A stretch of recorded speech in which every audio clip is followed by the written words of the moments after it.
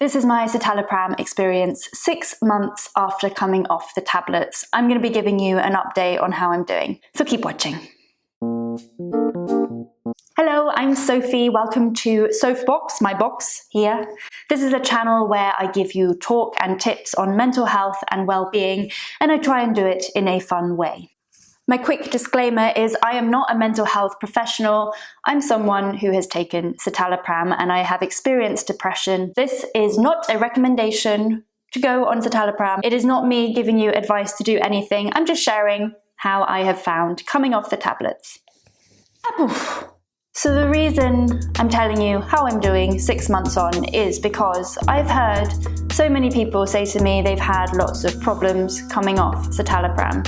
And it was one thing doing an update at 3 months, but now 6 months, there's a lot more perspective that I've got. I thought it would be helpful for you to know what it's like to come off the antidepressants, what it's been like for me in any case, especially for people who have attempted to come off the tablets and really struggled. There are so many people I know who say, oh, I tried to come off and I just didn't think I would be able to cope long term being off antidepressants.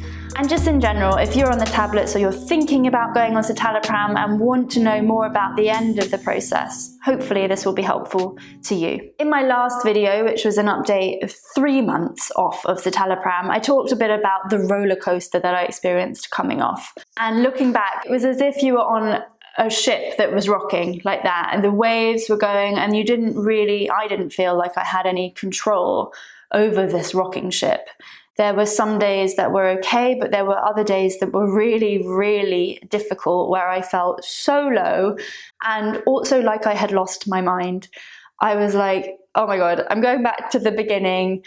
The tablets have just been covering up all of my natural state and hiding my craziness, and this is actually me now. That was what happened when I came off them, and that produced an intense fear that nothing would get better.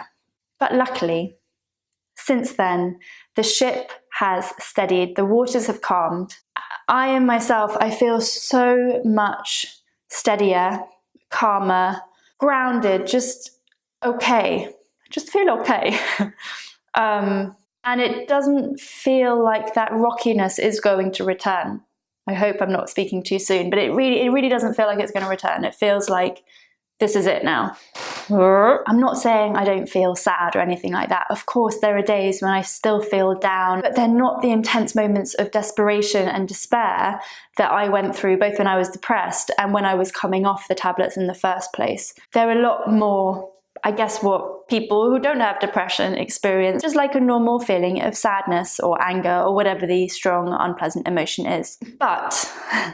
But there are some days where I have noticed myself wishing slightly that I were still on citalopram. And strangely enough, it's not the days where I'm feeling sad or down. It's mainly the days where I'm feeling insecurity, where I'm anxious or self-conscious, or even, when I'm trying to come up with videos for Sophbox here, and I have lots of self-doubt and self-criticism and second-guessing and all this mental noise. And I realized that when I was on the tablets, actually when I started this channel, I was on citalopram. And they, without my knowledge at the time, they blocked out all of that mental noise, the self-doubt, the thoughts of, oh, this is really not very good. The thoughts of, is what you're doing of value? Is it even worth doing this? They weren't there when I started this channel. And I think citalopram had something to do with that. It dulled that critical side of my mind. So ironically, since coming off of those tablets in October, I'm now running a YouTube channel to do with mental health and well-being.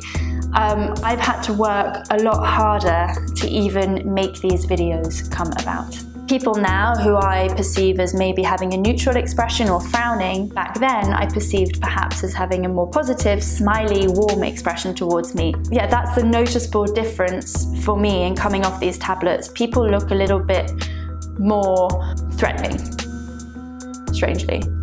So I found myself thinking, oh God, it would be a lot easier in the creative process or even in certain relationships with a few people if I were still taking these tablets, because they rose-tinted life.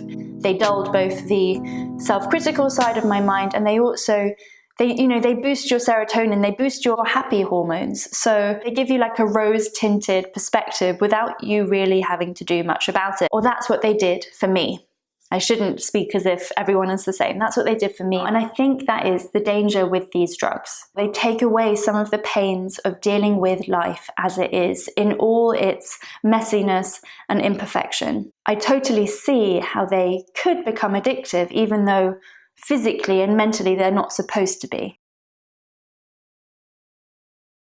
So I've had to adjust my attitude and realize what was going on in my head when I was on citalopram, and know that I can do things about this shift back. I don't have to be powerless. The tools that I've learned over the past year or so from my therapist, the tools that I share with you here on this channel, they've been super helpful in helping me stay off of citalopram. The tools, and also all of the reading, the learning that I have done in the past few years, have taught me that I don't want to live a life that is the sanitized version of life. I want to experience a life that is full of pain and sorrow as much as it is full of joy and elation. For me now, that is exactly what makes it beautiful, if not entirely pleasant. My aim now that I'm off of citalopram isn't to feel great all the time. My aim is to be able to deal with the lows when they arise with a kindness and an acceptance that I didn't have before. And alongside that, it's also been a great opportunity to practice continuing doing what is important to me. So stuff like making these YouTube videos, regardless of whatever is going on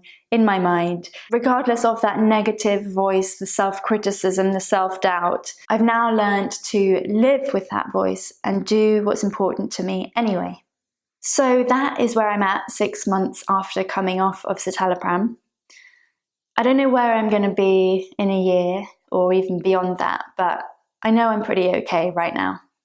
If you have a different experience with citalopram or coming off it, if you're willing to share, I would love to hear from you, and I'm sure it would help others. And if you want to be kept up to date with some of my future videos, sharing with you some of these tools to help you live a full and healthy life going forward, whether you're on citalopram or other antidepressants, or if you're not, subscribe to my channel and feel free to like and share this video with anyone you think might benefit from it. Thank you so much for watching, for sparing the time, and I will see you again soon.